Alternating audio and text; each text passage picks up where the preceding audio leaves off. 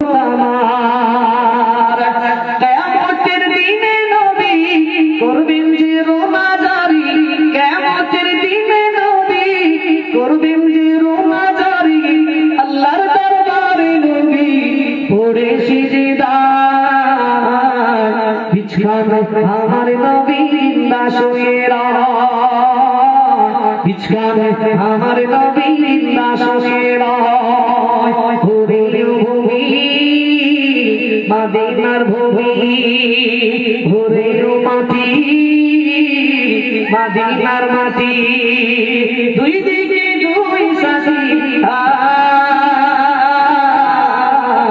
ইসলামে আমার নবী জিন্দা শুয়ে রয়।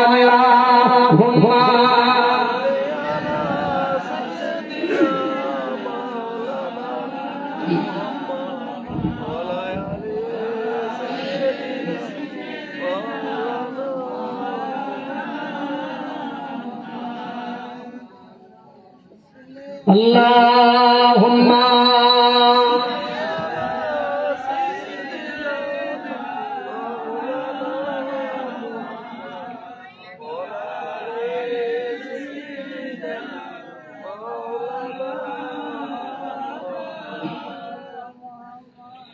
মনে বড় আশা ছিল যাব মদিনায়,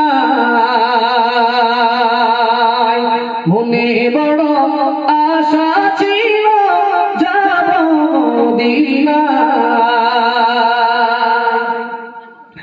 সালাম আমি করব গিয়ে, সালাম আমি করব গিয়ে নবীর রওজায়,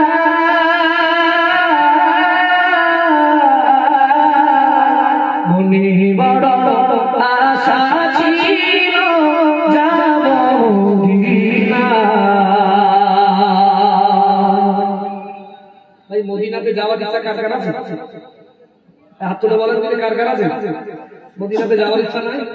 কি সব বলে আমাদের আছে তো? জি জি মদিনাতে আমার নবী শুয়ে আছে, যে নবীর জন্য আজ মদিনা ধন্য, যে নবীর জন্য আজকে আমরা ধন্য। একবার জোরে বলেন সুবহানাল্লাহ। আমার নবীজি যে জায়গাতে শুয়ে আছেন একেবারে নববীতে, মসজিদে নববীর এক সাইডে, জি জি রিয়াজুল জান্নাহ, যেটা আমার নবীজির ঘর, আম্মা আয়েশার ঘর।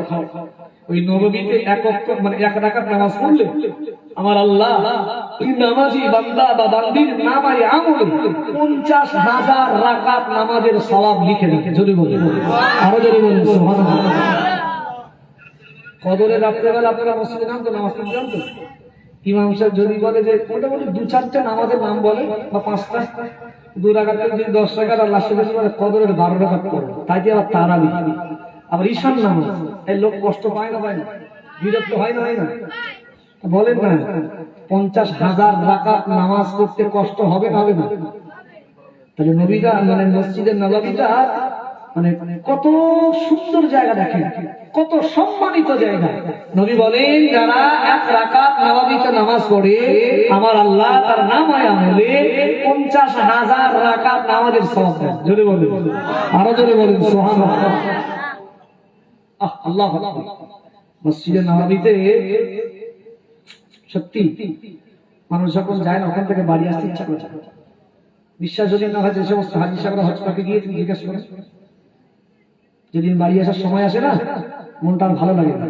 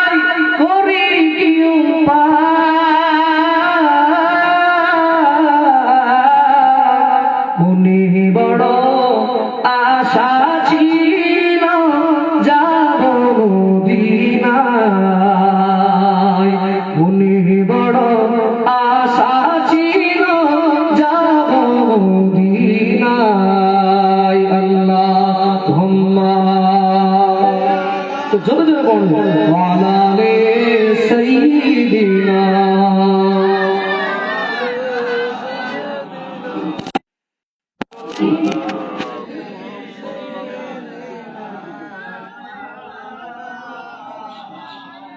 কাফিলা দেখে যাও তুমি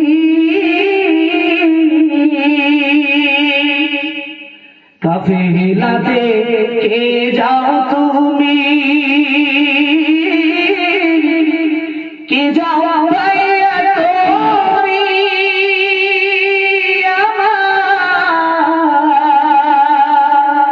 যাও না ভাই সঙ্গে লইয়া খালি কৃপা করি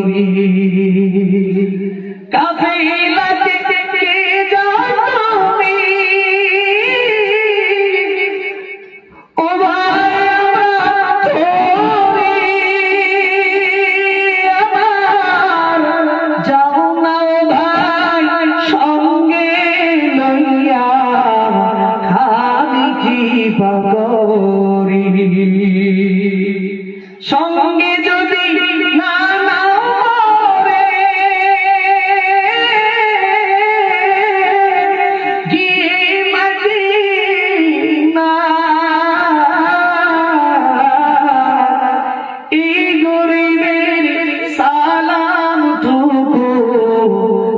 মদিনার বাদশার আমার আশায় আছি সম্ভাবনা আশায় আছি সম্ভাবনা ওরে কি উপায় মনে বড় আশা ছিল যাব মদিনা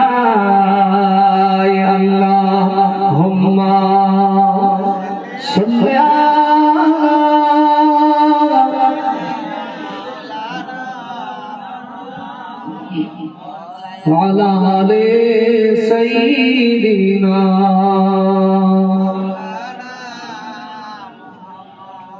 حسبي ربي جل الله ما في قلبي غير الله نور محمد صلى الله ولا إله إلا الله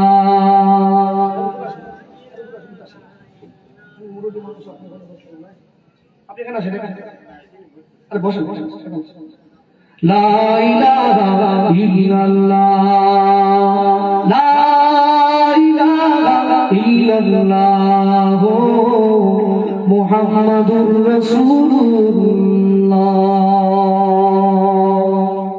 সবাই বলুন সাল্লাল্লাহু আলাইহি ওয়াসাল্লাম সম্মানিত নির্বাচিত আজকেকার এই জলসার সভাপতি সাহেব ও আপনাদের এই মসজিদের স্বনামধন্য সুযোগ্য ইমাম সাহেব হযরত এছাড়া বিদায়ী বক্তা জনাব আলহাজ হযরত মাওলানা শাহুল আলম সাহেব হুজুর সম্মুখে বসে থাকা দিন দরদি আল্লাহওয়ালা পরহেজগার মুত্তাকি মুসল্লি আমার ভাইরা আব্বাজিরা পর্দার আড়ালে অবস্থিতা ধার্মিকা আমার মা বোনেরা প্রত্যেককেই আমার আন্তরিক শুভেচ্ছা ও মোবারকবাদ জ্ঞাপন করছি। সেই মহান রবের দরবারে শুকরিয়া কৃতজ্ঞতা জ্ঞাপন করছি যে রব আজকে আমাদের সকলকে পবিত্র অবস্থাতে সুস্থ হালাতে স্বল্প সময়ের জন্য কোরআন হাদিসের মজলিসে আসবার মতো বসবার মতো সুযোগ সুবিধা করে দিয়েছেন। প্রত্যেকেই উচ্চ আওয়াজে বলে আলহামদুলিল্লাহ।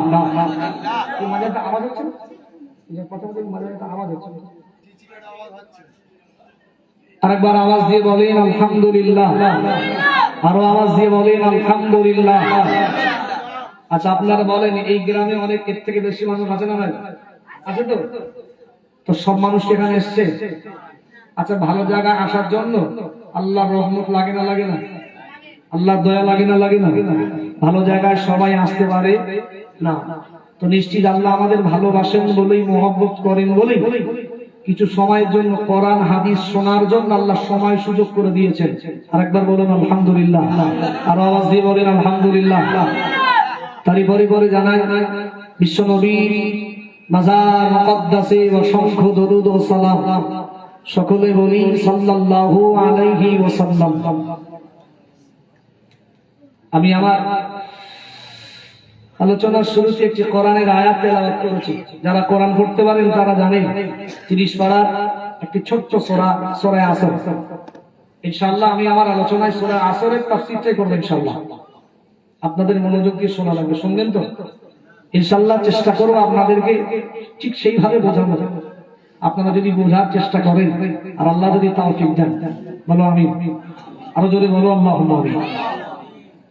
এখন আল্লাহ পাক সূরা আসরের ভিতরে আল্লাহ কসম করেছেন ওয়াল আসর। এই আসর শব্দের অর্থ হলো, তাফসীরে ইবনে কাসিরের ভিতরে এসেছে আসর মানে হলো জামানা।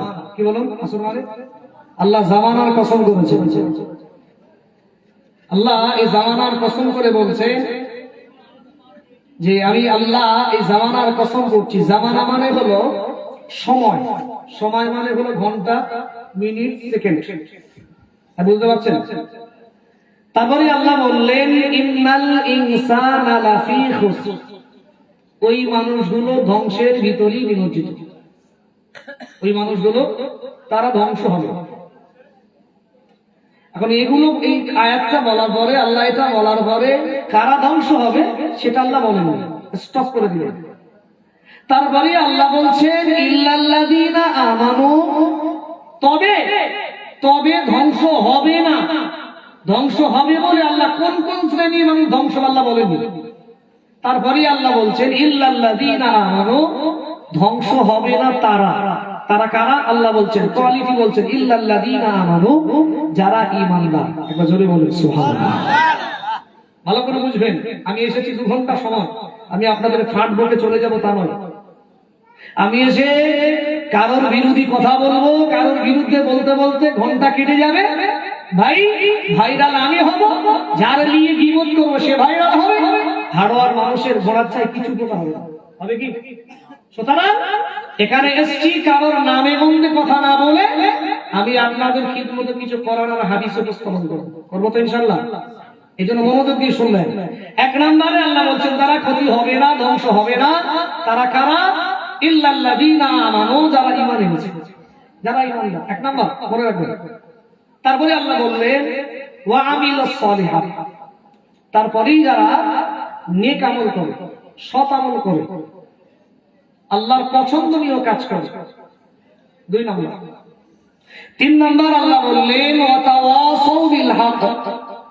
3 নাম্বার ওই মানুষগুলো যারা পৃথিবীর মানুষকে সৎ কাজের দিকে, ভালো কাজের দিকে আহ্বান করে, আদেশ দেয়। 3 নাম্বার কোয়ালিটি। 4 নাম্বার কোয়ালিটি আল্লাহ বললেন ওয়া তাওয়াসাউ বিস সাবর। ওই মানুষগুলো যারা বিপদে আপদে মুসিবতে সর্বহালাতে, দিনের দাওয়াত দিতে গিয়ে বাধা বিঘ্ন আসে না, সর্বহালাতেই যারা সবর ধৈর্য ধারণ করে করবার আদেশ মানুষকে দেয়। এই 4 শ্রেণীর মানুষ এরা ধ্বংস হবে না। এই 4 শ্রেণীর মানুষ ধ্বংস হবে না। তাহলে ধ্বংস হবে কারা? এই 4টে গুণ যাদের ভিতরে নাই, ধ্বংস কারা হবে? বুঝতে পারছেন? এই আয়াতের ভিতরে দুটো জিনিস পরিষ্কার। এক, এই 4টে গুণ যার ভিতরে থাকবে সে ধ্বংস হবে না। আর আল্লাহ যে বললেন ইন্নাল ইনসানা লাফি খুসর, ওই মানুষগুলো ধ্বংস হবে। ওই মানুষগুলো কারা? এই 4টে গুণ যার ভিতরে থাকবে না সে ধ্বংস হবে। আমার কথা বুঝতে পারছেন? তাহলে 1 নাম্বার আল্লাহ বললেন ইল্লাল্লাযীনা আমানু, ঈমান আনা লাগবে। আচ্ছা ভাই, ঈমান সাধারণ জিনিস না মজবুতি জিনিস? কথা বলেন। আপনাদের অসুবিধা হচ্ছে? আগে আমি জলসার আগে গোড়া তো মজবুত করে নিতে হবে নাকি? আমি ঘর তৈরি করবো, ফাউন্ডেশন যদি ভালো করে না দিই ঘর থাকবে না, পড়ে যাবে। তাহলে আমার তো জলসার ভিত তৈরি করতে হবে, তাই না? তো বলেন ঈমান ভাই অতি মজবুতি জিনিস, অতি মজবুতি জিনিস। ঈমানবিহীন পৃথিবীর কোন মানুষের কোন আমল, কোন ভালো কাজ আল্লাহর দরবারে কবুল হবে? আম্মাজান আয়েশা সিদ্দিকা রাদিয়াল্লাহু আনহা তিনি একবার নবীকে বলছেন, নবীজি জাহিলি যুগের একজন মানুষ, তিনি দান করেন, তিনি ভালো কাজ করেন। নবীজিকে বলছেন আম্মাজান আয়েশা, নবীজি সেই মানুষটা কি আল্লাহর কাছ থেকে পরকালে কোনো যাজা পাবে? নবী বললেন, ও আয়েশা সে কি ঈমানদার? আয়েশা বললেন, না সে ঈমান আনেনি। নবী বললেন, ঈমান যতক্ষণ আনেনি ওর ওই ভালো কাজের যাজা আল্লাহর পক্ষ থেকেও পাবে না। আরো একটু ভালো করে বোঝান, ঈমান বিহীন কোনো কাজ কবুল কেন হবে না? আমি মনে করেন আমি এখান থেকে মুম্বাইতে আমার একটা বন্ধুর কাছে চিঠি লিখবো, চিঠি পাঠাবো, মনোযোগ দিয়ে শুনে, চিঠি লিখবো, চিঠি পাঠাবো। এখন চিঠিতে আমি আমার সব কিছু লিখলাম, সব বিষয়বস্তু যেটা প্রয়োজন সব লিখলাম, বা আমি আমার আব্বা মায়ের কাছে পাঠালাম, আমি আমার ছেলের কাছে পাঠালাম, সব বিষয়বস্তু লিখলাম। কিন্তু যে জায়গাতে চিঠি পৌঁছাবে সেই জায়গার অ্যাড্রেস, সেই ছেলেটার নাম বা আমার বাপ মার নাম বা আমার ছেলের নাম বা আমার গ্রামের নাম কিছুই লিখলাম না। আচ্ছা বলেন, এই চিঠি গন্তব্যে পৌঁছাবে না ডাস্টবিনে যাবে? কথা বলে না, কোথায় যাবে? ডাস্টবিনে যাবে। তার কারণ চিঠির মেন যে জায়গায় যাওয়ার কথা, যেটা দেখে মানুষ বুঝবে সেটাই লেখা, সেটাই লেখা। ঠিক ওই রকম আপনি যত ভালো কাজ করেন না কেন, আপনার মেন অ্যাড্রেস সেটা হলো ঈমান। আপনি আপনার ঈমান যদি না রাখেন তো কোন কাজ আল্লাহর দরবারে কবুল হবে?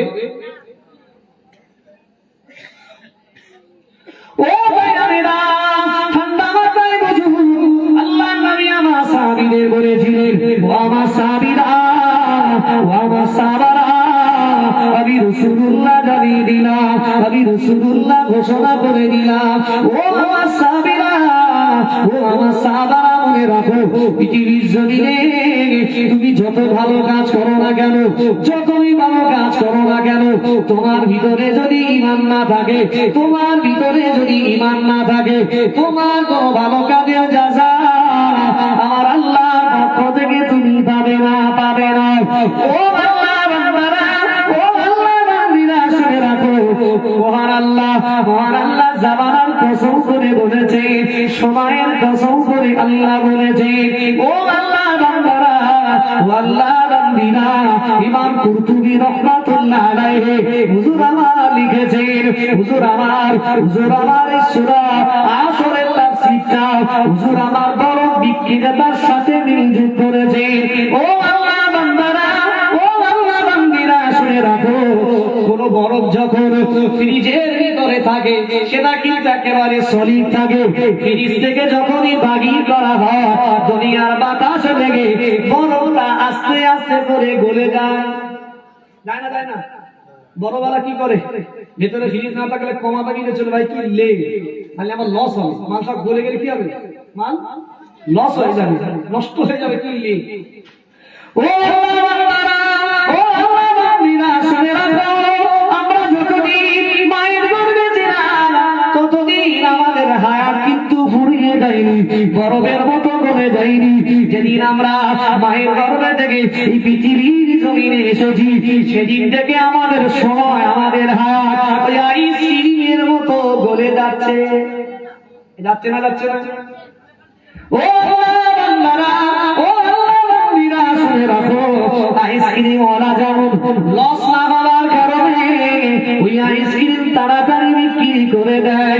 ইমাম কুরতুবী রাহমাতুল্লাহ আলাইহি হুজুর আমার লিখেছেন, সুতরাং পৃথিবীর মানুষের হায়াত আস্তে আস্তে করে কমে যাচ্ছে, বরফের মতো পৃথিবীর মানুষের সময় চলে যাচ্ছে, হায়াত চলে যাচ্ছে।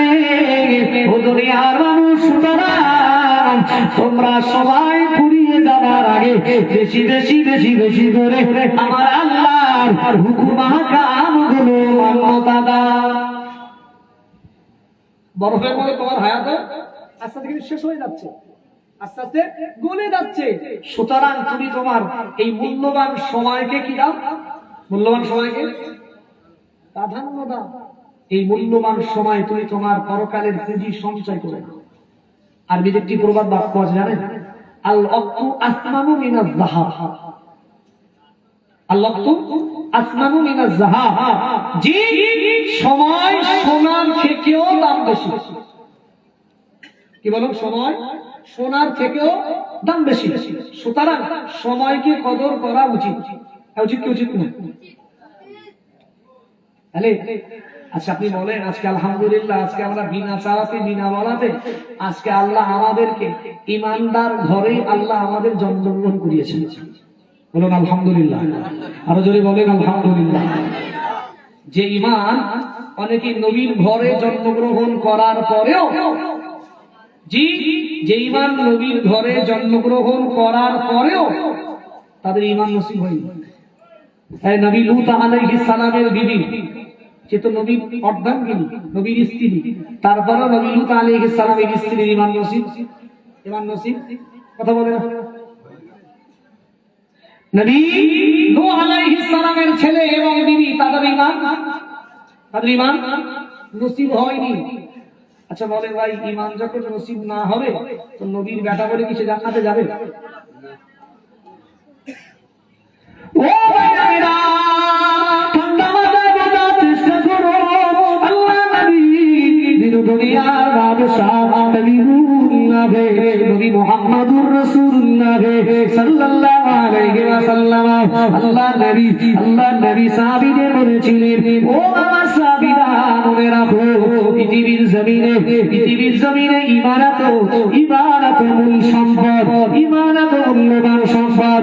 ইমান যার আছে সে তো আল্লাহ জান্নাতে যাবে, আর ইমান যার না থাকবে, যার বেটা হোক, যার বেটি হোক, যার পরিবারের মানুষ হোক, ইমান যদি তোমার আমার না থাকে কেউ কখনো জান্নাতে যাবে না। ও আমার ভাইরা মনে রাখো, আল্লাহ নবী দিন দুনিয়ার বাদশাহ হাবিবুল্লাহ নবী মুহাম্মদুর রাসূলুল্লাহ সাল্লাল্লাহু আলাইহি ওয়াসাল্লাম। আল্লাহ নবী আমার যখন মায়ের গর্ভে 6 মাস ছিল, আল্লাহ নবীর আব্বা আব্দুল্লাহ মদিনায় ব্যবসা করার জন্য গিয়েছিলেন। আল্লাহ নবীর আব্বা আব্দুল্লাহ ইন্তিকাল হয়ে গেছে।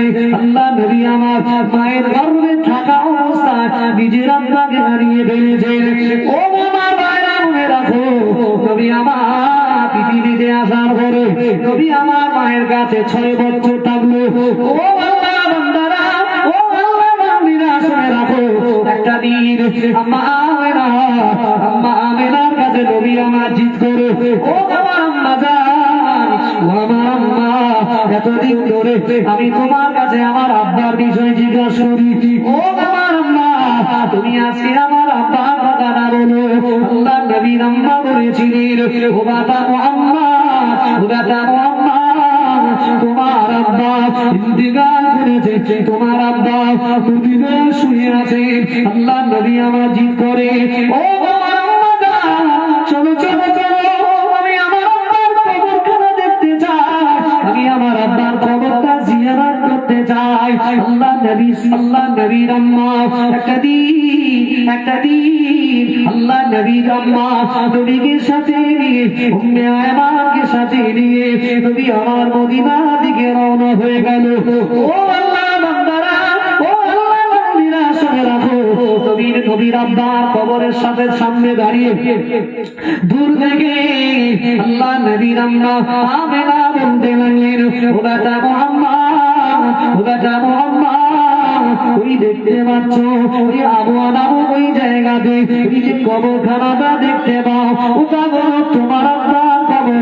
আল্লাহ নবী দৌড়ে গিয়ে আল্লাহ নবীর আব্বার কবরখানাটা জিয়ারত করলেন। ও ভাইরা, আল্লাহ নবীর আম্মা নবীকে সাথে নিয়ে নিজের বাপের বাড়ি গেল। আল্লাহ নবী আমার নানির বাড়িতে কিছুদিন থাকা পরে মদিনা থেকে আবার মক্কার উদ্দেশ্যে রওনা হয়ে গেল। ও আল্লাহ বান্দারা, ও আল্লাহ বান্দিরা, শুনে রাখো, মক্কা থেকে মদিনা কম বেশি 400 কিলোমিটারের অধিক রাস্তা, অনেক লম্বা রাস্তা, অনেক লম্বা সফর। আম্মা আমেনা আমার নবীকে নিয়ে যায়। আমার নবীকে নিয়ে যেতে আবার আসার সময় আল্লাহ নবীর আব্বার কবরটা আমার জিয়ারত করতে থাকে।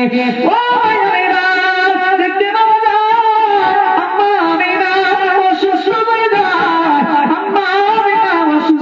যায়। ওদিকে আমার নবী আব্বার কবর জিয়ারত না করে, এদিকে আম্মা অসুস্থ হয়ে পড়ে। আম্মা আমেনা উম্মে আয়মানকে দেখে বলে, হে উম্মে আয়মান, আমি আমিনা আমি হয়তো আর বাঁচবো না, আমি পৃথিবী ছেড়ে চলে যাব। আমার বেটা মোহাম্মদ আব্বা দ্বারা হয়ে গিয়েছে, মনে হয় আমি ওর মা আমাকেও হারিয়ে ফেলবে। এ উম্মে আইমান, আমার বাচ্চাটাকে তুমি যত করে বাড়ি নিয়ে যাবে, বাড়ি নিয়ে যাওয়ার পরে আমি আমিনা বলছি আমার বাচ্চাটাকে তার দাদু আব্দুল মুতালিবের হাতে তুলে দেবে, বলবে আমিনা পৃথিবী ছেড়ে চলে গেছে, আমার বাচ্চাটাকে যেন তার দাদু যত্ন করে ভালোবাসে মোহাম্মত করে। ও আমার ভাইরা মনে রাখো, আম্মা আমিনা ইন্তেকাল করে পৃথিবী ছেড়ে চলে যায়। আমার নবী আব্বা বিদায় নিয়েছে, আমার নবী আম্মা বিদায় নিয়েছে। আল্লাহ নবী উম্মে আইমান আমার নবীকে নিয়ে চারিদিকে শুধু ছোটাছুটি করতে থাকে, কেননা আম্মা আমিনার কবরের ব্যবস্থা করবে, কিন্তু কোনো মানুষজন পায় না। কিছু দূর যেতে যেতে কিছু রাখা, তারা কিছু মানুষ একটা দল মানুষ যেতে লাগলো, তাদেরকে দেখে নবীর আম্মা আমিনার কবরটা সমাধা করলো। ও আল্লাহ বান্দারা, ও আল্লাহ বান্দিরা, নবীকে সাথে নিয়ে বাড়ি চলে গেল। উম্মে আইমান আমার নবীকে তার দাদুর কাছে দিয়ে দিল। ও আল্লাহ বান্দারা, আমি যেটা বোঝাতে চাইছি, নবী আমার দাদুর কাছে লালন পালন হতে লাগলো। নবী আমার যখন 8 বছর বয়স হয়ে গেল, ও আল্লাহ বান্দারা, ও আল্লাহ বান্দিরা শুনে রাখো, নবীর দাদু 8 বছর আমার নবীর যখন বয়স হলো, আল্লাহর নবীর দাদু তিনিও ইন্তেকাল করলেন। আমার নবী বাবারা হয়ে গেল, আমার নবী মারা হয়ে গেল। আমার নবীর দাদু 8 বছর বয়সে ইন্তেকাল করলেন। ও আল্লাহ বান্দারা, ও আল্লাহ বান্দিরা শুনে রাখো, নবীর দাদু ইন্তেকাল করার আগে তার ছেলে আবু তালেবকে দেখে বলেছিল, ও আমার বেটা আবু তালেব, ও আমার বেটা, শোনো শোনো শোনো, আমার এই নাতি আমার মোহাম্মদকে তোমার হাতে তুলে দিয়ে গেলাম। আমি আব্দুল মুত্তালিব, আমি মনে হয় আর পৃথিবীতে বাঁচবো না। ও বাবা ভাইরা মনে রাখো, এই সময় আব্দুল মুত্তালিব আবু তালেবের হাতে তুলে দিয়ে পৃথিবী ছেড়ে বিদায় নিয়ে চলে গেছে। ও বাবা ভাইরা মনে রাখো, এই আবু তালেব নিজের সন্তানের মতো করে আমার নবীর নবুয়ত পাওয়ার পর পর্যন্ত বেঁচে ছিল। জি 8 বছর বয়স আমার নবীর, সেখান থেকে আবু তালেবের হাতে মানুষ হচ্ছে। নবী তখন অলরেডি নবুয়ত পেয়ে গেছেন, 40 বছর পেরিয়ে গেছেন। নবী নবুয়তের দায়িত্ব পেয়ে নবী দ্বীনের প্রচার করছেন। তখনও চাচার কাছে, চাচার তত্ত্বাবধানে নবী মানুষ, নবীজির ঢাল চাচা, বিপদ আপদ মুসিবত সবকিছুতে চাচা, বিপদ আপদ মুসিবত সবকিছুতে চাচা, সুখ দুঃখে সব সময় চাচা। একটা দিন আমার নবী যখন 40 বছর বয়স, আল্লাহ নবুয়ত, আসলে আমার নবী আগে থেকেই নবী, তবে আমার নবী দ্বীন প্রচারের দায়িত্বটা আল্লাহ 40 বছর দিয়েছিলেন। জোরে বলেন সুবহানাল্লাহ, আরো জোরে বলেন সুবহানাল্লাহ। এখন আমার নবী দ্বীন প্রচার করে আস্তে আস্তে করে, আমার নবীর কাছে আস্তে আস্তে করে মানে পৃথিবীর যে সমস্ত মানুষরা আইয়ামে জাহিলি যুগে, অন্ধকারের যুগে, খারাপ যুগে ছিল, তারা নবীর ব্যবহার, নবীর আচরণ দেখে আস্তে আস্তে করে আমার নবীর হাতে হাত দিয়ে কলেমা করে মুসলমান হয়েছে। যদি বলেন সুবহানাল্লাহ। আচ্ছা বলেন তো, নবী যখন দ্বীন প্রচার করে নবীকে লাঠি দিয়ে করেছিল? যদি তুই কলেমা না পড়িস এক্ষুনি মারধর হবে, বন্দুক, কলেমা না পড়লি গুলি মারবো, হয়েছিল? চাবুক কিছু না। প্যারা নবী সাল্লাল্লাহু আলাইহি ওয়াসাল্লাম তিনি দ্বীন ইসলাম প্রচার করেছেন নিজের আখলাক, নিজের চরিত্র দ্বারা। জোরে বলেন সুবহানাল্লাহ। একটা কথা আছে কি জানিস, নবীজি বলে খাইরুকুম লি আহলিহি, যে তার বিবির কাছে ভালো হয় না সে আল্লাহর কাছেও ভালো হয়। একবার জোরে বলেন সুবহানাল্লাহ। আচ্ছা বলেন, বিবির কাছে ভালো হওয়া সহজ না কঠিন? কথা বলেন চাচা, সহজ কি বলেন আপনি? একটু সমস্যা হলেই বিবি কি বলে, আমার মতো বউ বলে তোমার ঘর করছে, তুমি বুঝতে পারতো, মুখের বউর মতো বউ যদি তোমার হতো না তুমি বুঝতে পারতে। এরা বলতো না, বলেন কি সর্বনাশ, 3 বেলা যদি 4 বেলা গোশ মাছ শব্দ হয়, আর যদি রাতের বেলা যদি লিপস্টিক চাই বা একটা মেকআপ চাই বা যাই চাই, যদি না আনা হয় সারাদিনের যত্ন আব্বার ভালোবাসা সব ভুলে যাবে। শুধু বললো আমি যখন চাই তখন তোমার নিনি হয়, তোমার তখন পকেটে টাকা টান ধরে। হ্যাঁ বলে না বলে না? আচ্ছা ভাই বলেন, পৃথিবীতে নবী বললেন খায়রুকুম খায়রুকুম লিআহলিহি, নবীজি এমনি বলেন নাই। প্রকৃত বিবির কাছেই যারা ভালো হয়, অরিজিনাল সেই প্রকৃত আল্লাহর কাছে ভালো বান্দা হিসেবে মনোনীত হয়। জোরে বলেন, আরো জোরে বলেন সুবহানাল্লাহ। আচ্ছা বলেন, পৃথিবীতে আমি হাসানুজ্জামান, আমি ভালো না বলবো 2 ঘন্টা আমি আপনাদের আলোচনা করবো। আমরা মানে আলোচনা যদি আপনি বুঝতে পারবেন আমি ভালো না খারাপ ছিল বুঝতে পারবেন। আপনারা এতটুকু বলতে পারেন আলোচনা ভালো হয়েছে না মন্দ, একটা বলতে পারবেন। কিন্তু আমি ভালো না মন্দ আমার বাইরেটা আপনারা কেউ বলতে পারবেন না। তাহলে আমার বাইরেটা আমি ভালো না মন্দ, আমি হাজি না গাজি আর না পাজি, এটা আমার বিধি ভালো বলতে পারবে না পারবে না? কথা বলে না, পারবে না পারবে না? রাতের বেলার আমার কৃতকর্ম আমার বিবি জানে না জানে না? বিবিরা যদি একবার মুখ খোলে না, তো স্বামীরা চায়ের দোকানে বাতেলে দেবো, মুক্তি সাহেব সোজা ফতোয়া দেবো, সব জেনে যাবে। বিবিরা কি করে, স্বামী সম্মানের দিকে তাকে চুপচাপ থাকে, আর মনে মনে গোমরা যখন ভাষণ দেয় ওড়াচ্ছে, একটু যদি বলি না তো ভাষণ বেরোবে। বিবিরা যদি স্বামীর ব্যাপারে পীর বলে তো নিশ্চিত সে প্রকৃত পক্ষে সেই পীর। একবার জোরে বলুন সুবহানাল্লাহ। বিবি যদি বলে প্রকৃত নামাজি, সত্যি সে নামাজি। দিনের বেলা না সব ভাবাগিরি দেখানো যায়, রাতের অন্ধকারে ভাবাগিরি দেখাতে গেলে কষ্ট হবে না? হবে না? দিনের বেলা কত নামাজি ঘুরে বেড়াচ্ছে, নামাজ আর শেষ হয় না। আর ফজরের সময় ইমাম সাহেব জিজ্ঞেস করে আসলে কেন, বলো না কাল ঘুম ভাঙি, ও জায়গায় আর বাতিলা হবে না, ও জায়গায়। আচ্ছা বলেন, তাহলে আমার নবী যখন এই দ্বীন ইসলামের দায়িত্ব পেলেন, প্রচার করলেন, আচ্ছা বলেন দিদি তিনি দ্বীন ইসলামের প্রচার, নবুয়তের প্রচার সর্বপ্রথম কোথায় করেছিলেন? কোথায় করেছিলেন জানেন?